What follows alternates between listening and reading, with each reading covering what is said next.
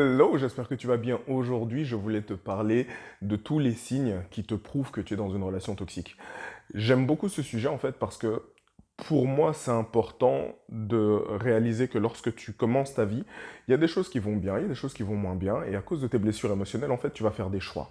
Et tu vois, ces choix vont te mener dans les relations dans lesquelles tu vas être, qui vont être saines ou malsaines. Et lorsque tu te retrouves dans une relation toxique, en fait, ça veut dire que tu as vécu des choses difficiles, mais que tu n'as pas réussi encore à les surmonter. Tu n'as pas réussi encore à comprendre pourquoi est-ce que ces choses sont arrivées pour te donner une leçon et non pas pour t'entraver, pour que tu puisses justement avoir une vie qui t'inspire.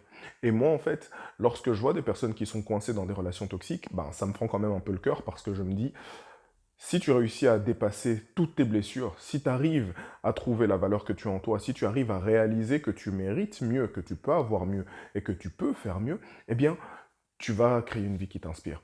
Et moi, mon but, c'est justement de donner en fait tous les signes qu'il y a, à ma connaissance, sur les relations toxiques, qui vont te dire, voilà, là, tu es dans une relation toxique, donc fais attention à toi. Soit tu vas rester dedans, mais tu vas rester dedans en pleine connaissance de cause, ou fouiller, pauvre fou. Donc voilà, moi c'est vraiment ça que je veux faire au travers de cette vidéo, c'est ça que je veux faire au travers de cette chaîne, c'est te montrer que peu importe ton vécu, ce n'est pas une excuse pour passer à côté de ton bonheur. Donc là aujourd'hui, si tu es dans une relation toxique, écoute bien cette vidéo jusqu'au bout, like, abonne-toi, partage, bien entendu, si ce contenu te plaît, et si jamais tu veux en savoir plus, reste jusqu'à la fin.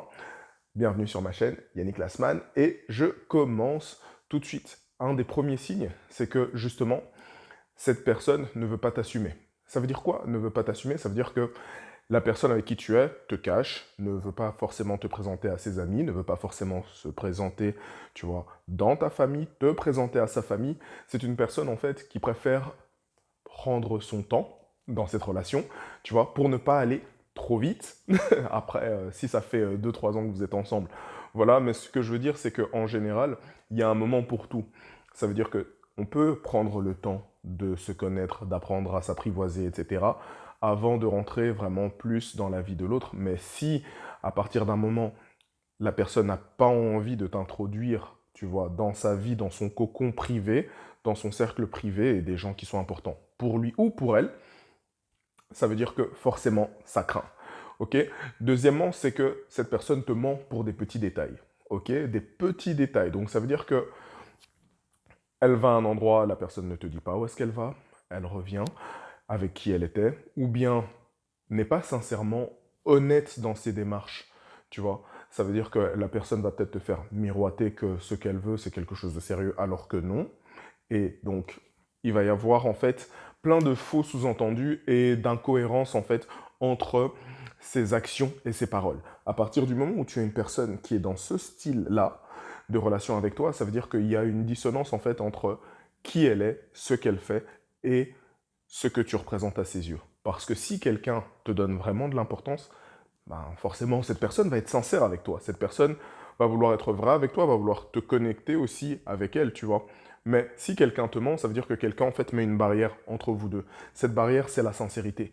Et donc, les autres barrières que cette personne peut mettre, en fait, justement, là, on va rentrer un peu plus dans le côté un peu plus insidieux, tu vois. C'est que la personne te critique ou te dévalorise. On est d'accord. On va être avec une personne, on peut avoir des critiques, on peut vouloir que quelqu'un s'améliore. Pour moi, en fait, les relations saines, c'est de vouloir édifier l'autre. Ça veut dire quoi? Ça veut dire que je peux être avec quelqu'un avec des traits que je n'aime pas, mais pourtant, je peux l'aider à devenir une meilleure personne. Et on va me dire, non, non, non, si, c'est vrai, c'est le cas, tout le monde en a besoin. Moi, je suis dans une relation, j'ai eu des blessures émotionnelles, j'ai eu besoin que la partenaire, que ma femme, en fait, réalise que j'ai certaines blessures et qu'elle m'aide aussi à les surmonter, comme moi, je l'ai aidé aussi à surmonter certaines blessures. Donc, ça veut dire que la personne que j'étais avec les blessures que j'avais ont guéri aussi, tu vois. Et donc, lorsque on fait ça, c'est bienveillant. Et moi, je te parle de la bienveillance. Mais à partir du moment où la personne, en fait, voit quelque chose qui ne va pas ouvertement chez toi, et au lieu de t'aider avec la bienveillance, comme je viens d'en parler, elle te critique, elle te rabaisse, elle dit ça j'aime pas chez toi, ça j'aime pas chez toi. j'aime pas ce comportement, j'aime pas la manière dont tu es trop ami avec telle ou telle personne, j'aime pas la manière dont tu t'habilles, etc. Tu vois? Au lieu de le faire passer comme quelque chose qui pourrait être amélioré, c'est quelque chose en fait qui fait de toi une personne qui est beaucoup moins bien à ses yeux. Cette personne-là te dévalorise, tu vois. Et à partir du moment où tu te rends compte de ça, dis-toi que si ce n'est que le début, ça va continuer comme ça jusqu'à la fin parce qu'au final, c'est un jeu de dominance.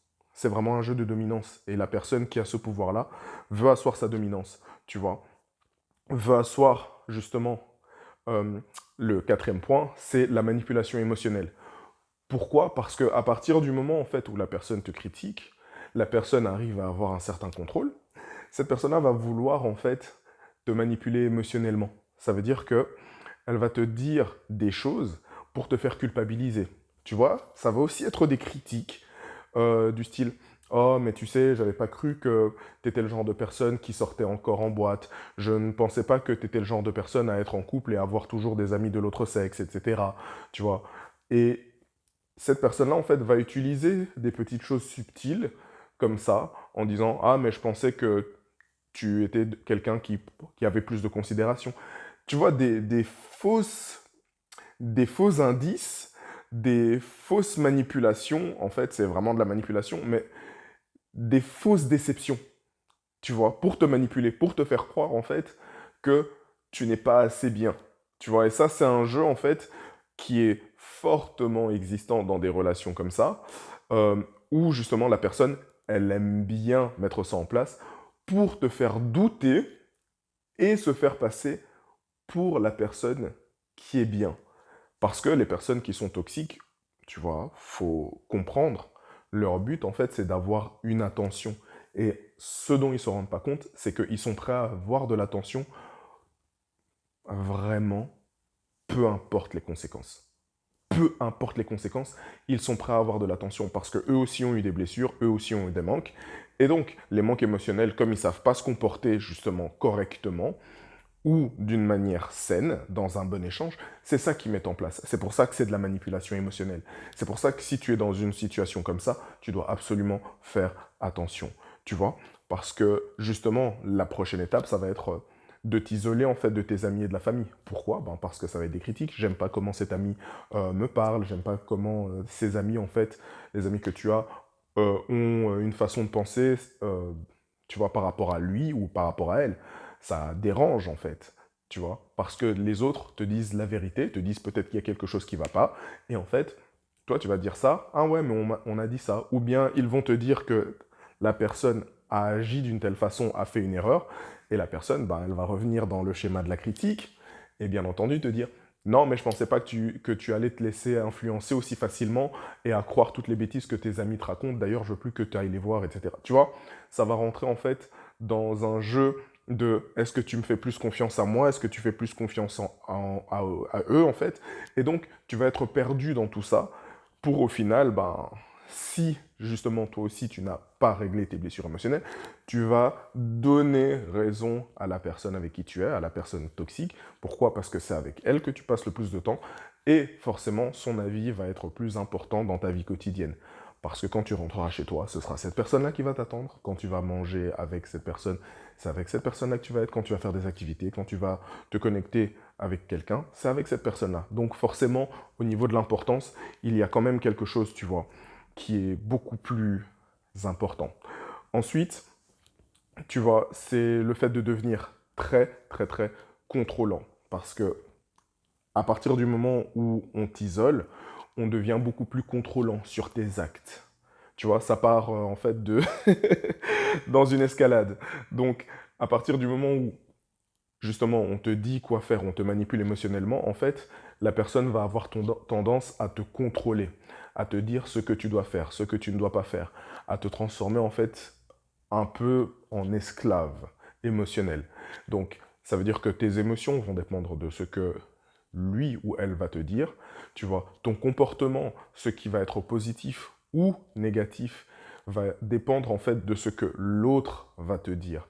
Et donc, s'il te dit des choses positives, ok, ça va t'aider, mais lorsque cette personne va te dire des choses négatives, ça va te casser complètement. Et donc, ça, c'est le stade où, en fait, cette personne a le contrôle sur tes faits et gestes et que tu ne peux plus rien dire, plus rien faire sans que ça dérange l'autre, en fait. Et là, on est vraiment dans quelque chose d'hyper malsain. Septièmement, le partenaire avec qui tu es ou la partenaire devient violent. Et vous rentrez en fait dans un cycle de violence. Ça veut dire que vous allez commencer à être peut-être violent au travers des mots, au travers des cris, le fait de jeter des objets. Et en fait, au stade le plus avancé, ça commence à devenir de la violence physique. Et donc, ça, c'est le genre de situation où ce qui est important de comprendre, c'est qu'une relation saine, en fait, n'a pas besoin, justement, tu vois, d'arriver à des extrémités pareilles. Je peux comprendre qu'on ait des désaccords. Tout le monde a des désaccords. Dans n'importe quel couple, il y a des désaccords. Il y a des moments où le ton va monter. Mais ce qui se passe, c'est que lorsqu'il y a du respect, de l'amour et de la bienveillance, c'est qu'on arrive toujours, en fait, à établir un mode de communication et un mode de compréhension. Et à partir du moment, en fait, où on en arrive à la violence, c'est que plus qu'on veut communiquer quelque chose, c'est qu'on veut asseoir sa dominance et on veut montrer qu'on a raison. Et on n'a pas envie, en fait, de laisser l'autre montrer quoi que ce soit ou prouver quoi que ce soit avec de la violence. Et il y a des couples qui se déchirent, mais il y a des couples qui restent dedans. Pourquoi? Parce que ça devient un schéma. Ça devient normal. La personne te dit, oui, je vais arrêter, je te promets. Mais non. Au final, ça ne s'arrête jamais. Ça ne s'arrête que lorsque ça va trop loin ou ça s'arrête que lorsqu'il y a quelqu'un qui décide de prendre ses jambes à son cou. Et en général, ce n'est jamais la personne qui commence avec les violences qui a la sagesse de se dire, en vérité, je suis peut-être allé un peu trop loin cette fois-ci et je devrais calmer. Non, c'est parce que la personne a toujours monté dans une escalade. Et en fait, elle avait tout le temps avant, tu vois, d'escalader à ce point-là, de s'arrêter. Mais si l'escalade continue, ça ne fera que monter et aller de plus en plus haut et de plus en plus loin. Donc, stop avec ça. Je recommande à personne de rester dans une situation qui est aussi délicate et aussi difficile à vivre. Le huitième, c'est la dépendance émotionnelle pour le bonheur. Ça veut dire que ton bonheur va dépendre en fait de la manière dont tu vas te comporter avec l'autre et la validation que l'autre te porte. Tu vois, ça veut dire que ton bonheur ne va plus dépendre de comment toi tu te sens, mais de comment tu fais en sorte que l'autre se sent pour être heureux ou heureuse. Et si l'autre est heureux, ok, tu vois, tu vas te dire, c'est bon, je suis content. Pourquoi? Parce que tu vas être dans un environnement qui va être beaucoup plus sain.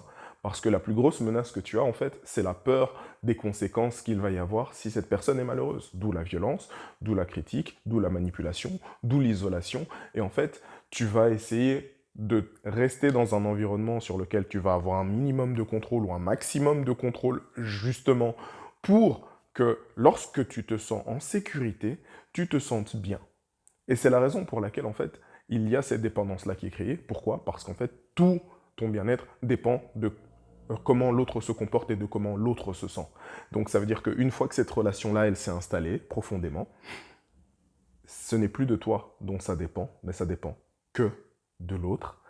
Et tant que l'autre a le pouvoir, tant que l'autre ne veut pas être dans le partage, ben, la seule solution pour la personne qui est prisonnière en fait de cette relation, c'est d'agir de cette manière-là.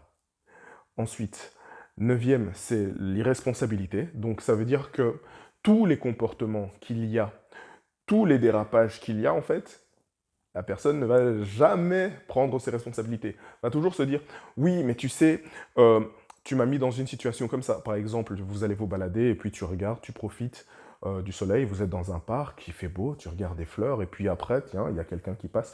Ouais, je t'ai vu mater telle personne. Mais non, je ne mate personne. Si, tu vois, en fait, la personne va projeter ses insécurités sur toi. Et en fait, va te rendre responsable de comportements que tu n'as pas.